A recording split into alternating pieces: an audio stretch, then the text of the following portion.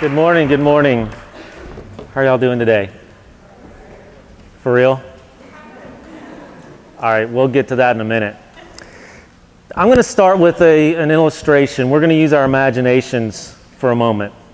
I want you to imagine that you're looking at a family portrait, a photograph of a family. There's a mom and a dad, and there's two little kids. Their smiles, they're smiling because, one, it's a portrait, but it's genuine. They really are a happy family. Now, I want you to think about that husband and wife. They're on a date. They're in a nice restaurant. The lights are dimmed. There's a candle on the table. They're sitting across from one another. And just imagine over the course of the meal, the smiles, occasional laughter, and then every once in a while, there's a pause, and they gaze into each other's eyes, and you could tell that they have true, deep love for one another. Now, I want you to imagine the dad. He's in the backyard playing with his kids. He's pushing them on the swing as they say, "Higher, Daddy, higher." And he loves for them to chase him. They love to play tag. And so he's running with baby steps to make sure they catch him. And I want you to think about the smiles and the giggles. And it's obvious that those children love their daddy, and their daddy loves his kids. Now, the two kids in this illustration, in this photograph, are my two kids. The wife, the mother, is my wife, Jenny. But the husband, the dad, is not me. He is the man I hoped my wife would marry after my suicide. I believed that I was such a burden to my family that they would be better off if I was gone. And not just gone, but dead. I believed they would be happy. I believed they would be relieved that I was gone so that some other man could come in and be the husband I did not believe I could be and the dad that my kids deserved. And I would think about this, and I would smile when I would think about this over and over because it made me happy knowing how happy they would be. That obviously is not the truth, but that was my reality. I believed it. And if you would have told me that's crazy, that's not true, they would not be happy, I wouldn't have believed you. And so sometimes when you're dealing with somebody in that situation, you have to have a little bit of respect for what they believe is reality. Because sometimes a mental illness, it causes you to lose your ability for logical, rational thought. You believe illogical things and irrational things are true. And I did. The first time I experienced depression, I was 15. I had just started high school. I exhibited many of the classic symptoms and signs. I was very withdrawn. I was irritable. I remember yelling at my parents, "Just leave me alone." My grades dropped dramatically. And people noticed. My parents knew something was wrong. Teachers, other students even knew something was wrong. They went so far as a group of them went to their pastor and said, "Hey, there's this kid in our school named Spencer and we're worried about him. Something's wrong." I was never treated, diagnosed. I never saw a professional or anyone else regarding my depression. In fact, it wasn't until recent years that I even recognized that that's what was going on.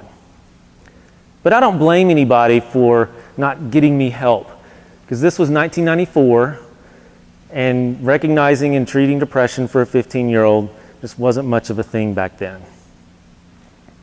But the depression went away. After a couple months, it went away and I was fine. And through my college years, depression would come and go. And I remember thinking, why am I depressed? I don't have anything to be depressed about.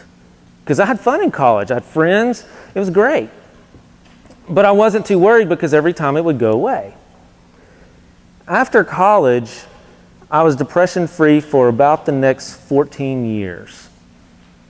In those 14 years, I got married to my beautiful wife, had my two precious little girls, went back to school twice. I like school. And, but she says no more. Ended up in the city here, the city of Memphis, that we truly love. Nice house, nice cars, dream job, friends. And life was good, and I was content. I was happy. I thought everything was great, and for the most part it was. And then one day in the fall of 2016, something happened. It wasn't an external event. One morning I got depressed. And it was out of nowhere. And sometimes there could be a trigger. Sometimes there's a death, a divorce, you lose a job. But sometimes the chemicals in your brain just get out of whack. And it just happens. And I'm pretty sure that's what happened. And I remember thinking, well, this is strange. I haven't been depressed in a really long time.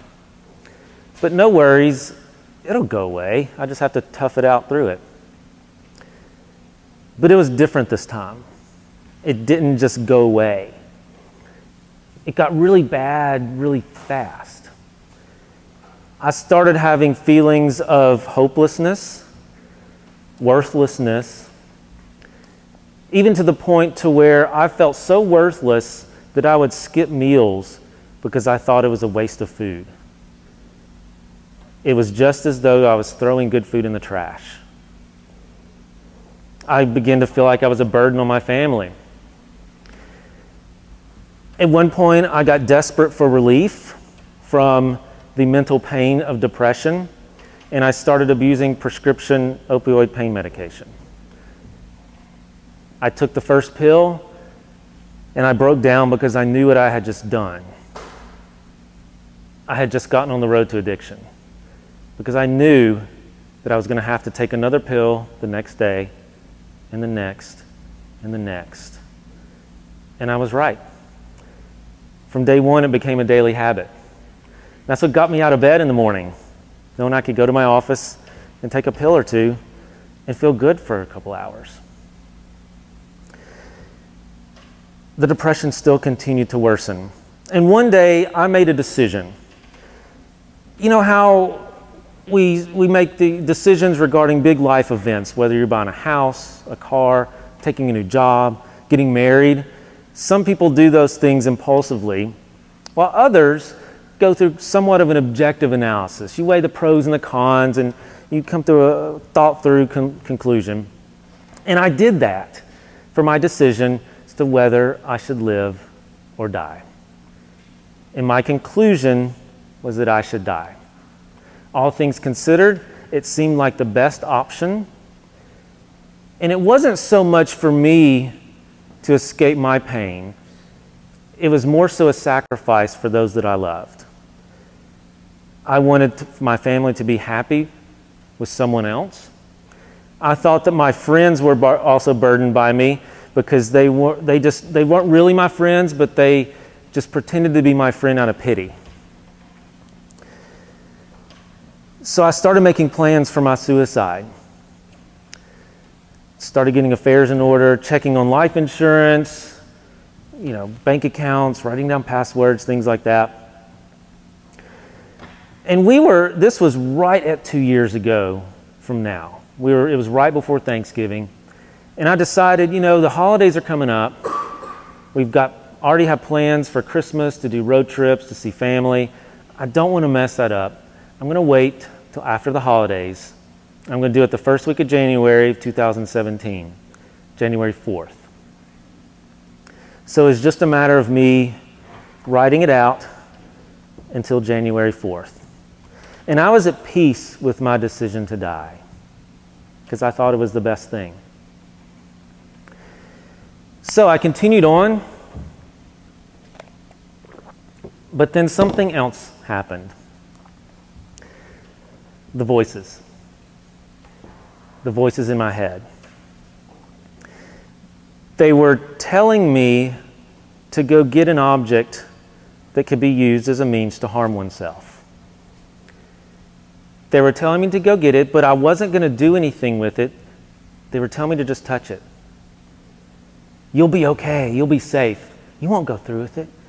You just want to see what it looks like. You just want to put it in your hand. Just want to feel it. But you'll be okay. You won't get hurt. And every day I would hear those voices and they would progress. And I got to the point to where I realized I was powerless over them. I was powerless over the voices of the enemy who wanted me dead. I may never know exactly why he wants me dead, but it may have something to do with me standing here in front of you today.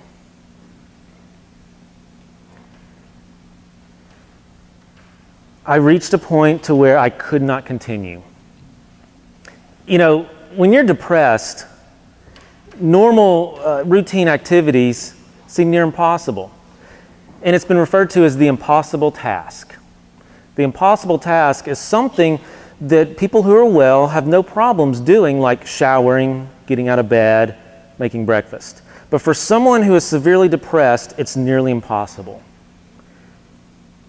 And see, I didn't want anybody to know I was depressed. I wore this mask of happiness. And even my wife, she says in hindsight, she didn't even know I was depressed. So I wore that mask really well. And I would force myself to get out of bed and to go about my day and to socialize with friends like everything was okay, but the reality was there were nightmares underneath. And it was exhausting pretending that I was okay.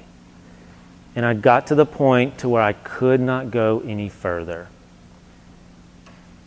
I reached my point of rock bottom surrender. I told God, I was like, I can't do this anymore. And it's like he said, you fought this long enough. Now step aside. I've got it from here. And one Friday evening, the kids were in bed. My wife was in the kitchen. I walked up to her and I said the most difficult thing I've ever had to say in my life, much more difficult than proposing marriage to her. I said, I've been depressed. And then I said the three words that saved my life.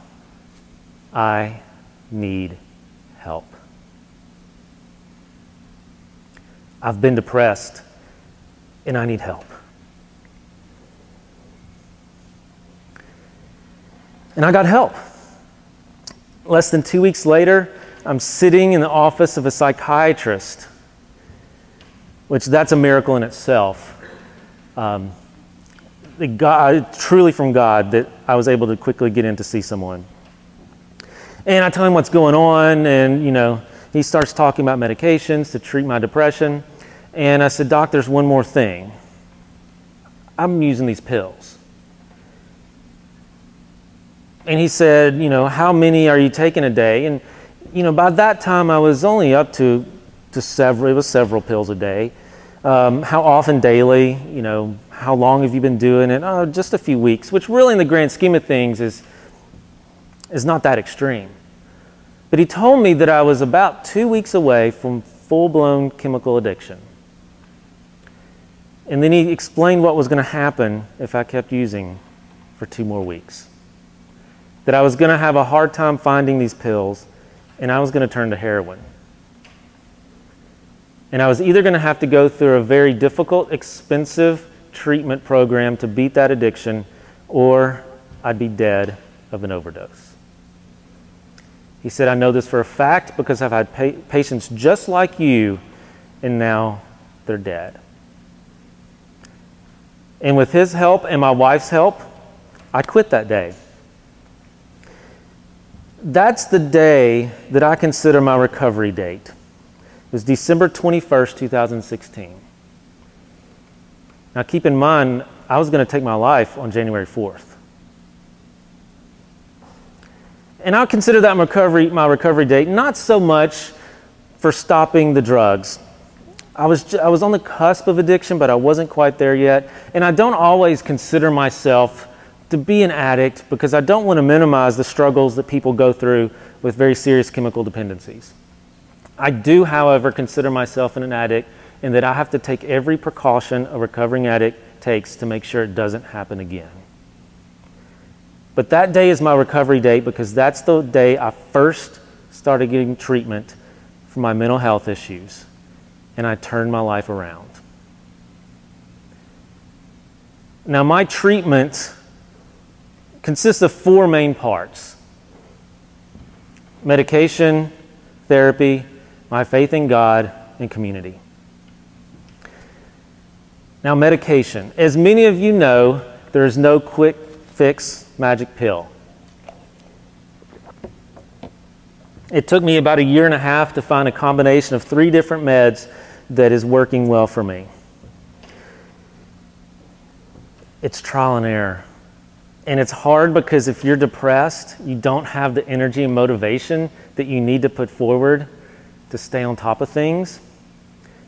But you have to do it, because let me tell you, it will get better. And I know another thing regarding meds is you hear of people that stop taking them against their doctor's advice. You see it a lot with people, for example, with like bipolar mania. They start feeling great, they get manic, and they want to be manic. But it happens with people who suffer from depression too. And I understand it now. You know, sometimes it's people, they say, you know, they feel better, so why do I need to keep taking these? I've had thoughts of denial. If I have this long streak, which right now I'm on like a 3-month streak of not having a depressive episode. And I start having this denial that I have anything wrong with me. I keep telling myself, I don't have anything wrong with me. It's not severe. You know, Doc said I was bipolar too, but no, maybe I was just exaggerating things to him. You know, I was just sad. You know, that wasn't depression.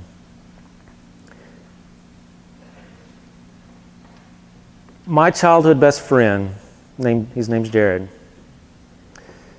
We haven't had much contact in recent years, but he had been struggling from depression, and he stopped taking his meds. And 3 months ago, on August 11th, he took his own life. Don't stop your meds. Another thing that I really want to talk about, because it's so often overlooked in its importance, is community.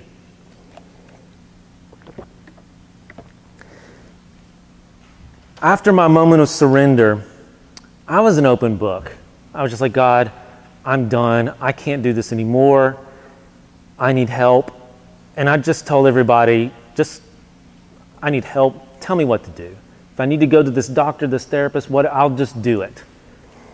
And I felt God telling me, you need to share your story. And at first I believed it was to help others, which is definitely true. The first time I shared my story was 3 months later in our Sunday school class. And there were about 30 of my closest friends in there. And let me tell you, everybody's eyes were wide and their jaws were dropped. And they would come up to me and say, oh my God, we had no idea. And I was like, that was the point. I didn't want anybody to know. But another thing, out of my honesty, I want to mention, so at the end of that class, this guy came up to me. I'd never met him before. And he said one of the most powerful things I've ever heard say to me before. He looked at me and he said, dude, you just told my story. And at that moment I realized I was not alone. I was not alone in this fight. And he is one of my most supportive friends right now. Because when I'm open and I share my struggles, I can get support in return. And some of the most supportive people I have in my life are the people who have shared the struggles that I have, because they get it. They understand. But also, you know, I asked you at the beginning, how are y'all doing today? When I see somebody, see one of my buddies, say after church, and he's like, hey, what's up, man? How are you doing? None of this, I'm fine, how are you, bull crap. How are you, for real? And I'll say, you know, this week's been pretty rough. Depression's kind of creeped up, and it's been kind of hard. And maybe the next day he sends me a text and says, "How's today?" Or maybe Wednesday he invites me for coffee. Because of my honesty, I get support.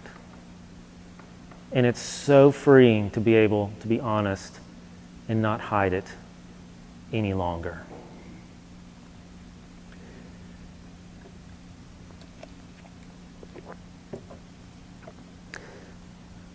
I want to speak to anyone here today who struggles with a mental health issue. I know there's people in here who do. I want to tell you one thing. I am so sorry. I don't know your personal struggles or your individual circumstances,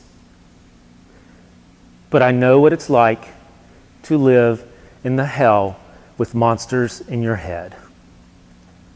And I'm so sorry you have to live with that.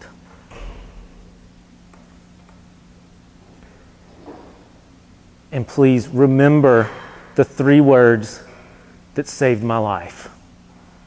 I need help. If you are not getting help, please get help. If you're getting treatment and it's not working, stay on top of it. If the meds aren't working, call your doctor. If you don't click with your therapist, find a new one. I promise there are better days ahead with proper treatment. And I also want to let you know a truth. Something that I believed was a lie, but I guarantee it is true.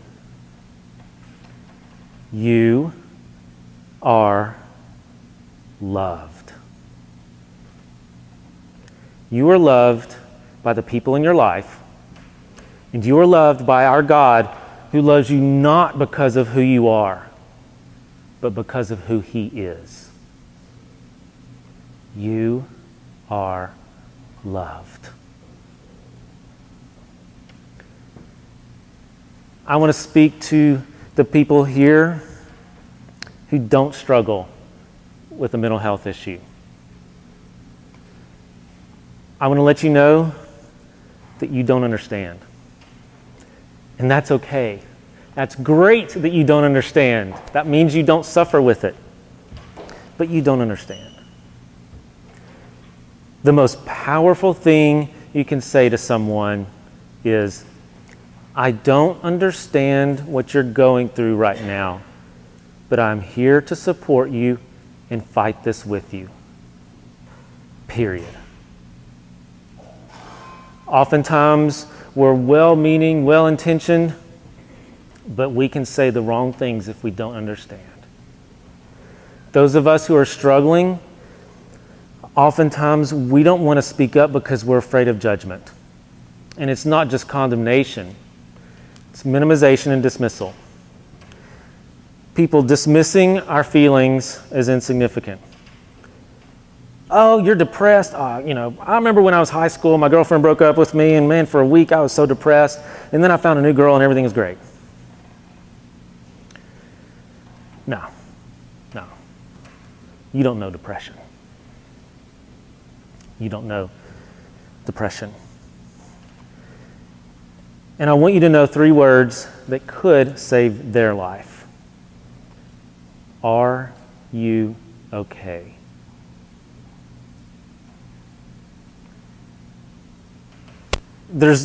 Sometimes there's warning signs, but sometimes there's not. Sometimes there's a suicide, and honestly, there were no warning signs. Usually there are. And you can go on the internet and look up warning signs for it. But if you see something off with somebody, or they come to you and say that they're depressed, make sure and ask the question, are you okay? And it's okay to ask further questions. Ask them if they're depressed. Ask them if they've thought about harming themselves. Have you thought about what it would be like if you were gone? Have you envisioned what your funeral would look like? Have you thought about suicide? Have you made a plan?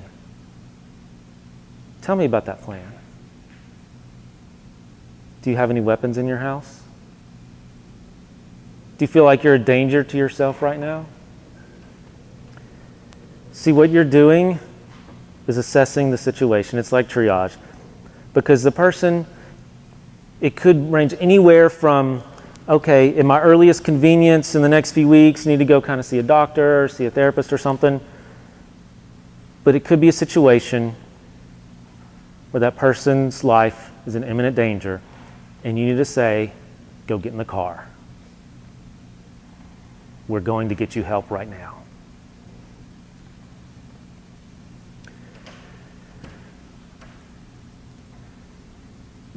I know that there's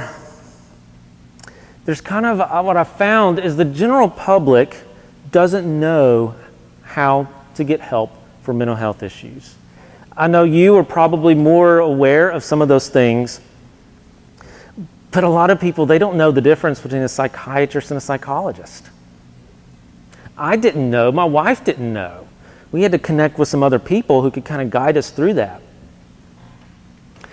And I've created a website. It's actually a blog. And I did so in hopes that it could help other people as I write about my journey. But one of the things I have on there is some kind of resources to kind of say, hey, you know, here's how to get started. There's a button that says start here. I have links to here's my story. You know, here's how to get help. Here's the basics. Here's how to interact with somebody who may be struggling. My website, it's called I'm Not Nameless. I got that from an Arcade Fire song. And it's at imnotnameless.com. I've got cards up here with the address on it. Feel free to pick one up on your way home. I just hope that somebody can find resources to help themselves, or they could read some of my journey and find some common ground and comfort in knowing that they are not alone.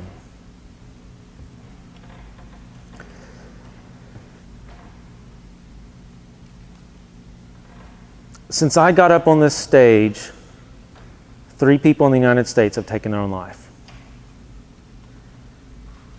This afternoon, someone in Tennessee will take their own life. Today is Veterans Day. The suicide rate among veterans and active duty service personnel is twice that of the general population in the United States. It takes a lot of strength and courage to go overseas and fight a war. But it also takes a lot of strength and courage to come home and fight the war in your head. Just as you rely on your brothers and sisters in the battlefield, rely on your brothers and sisters in this battlefield. Please get help.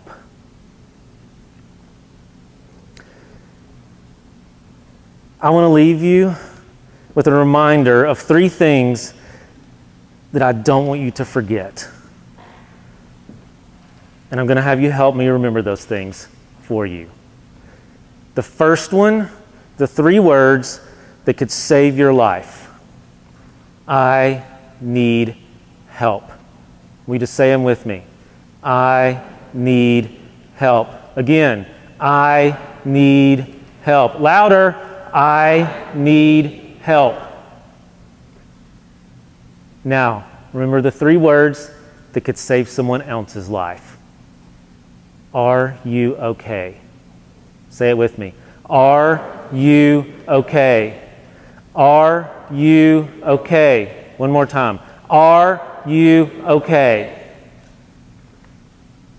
And please, if you don't remember anything else, remember this truth that I promise is true in your life.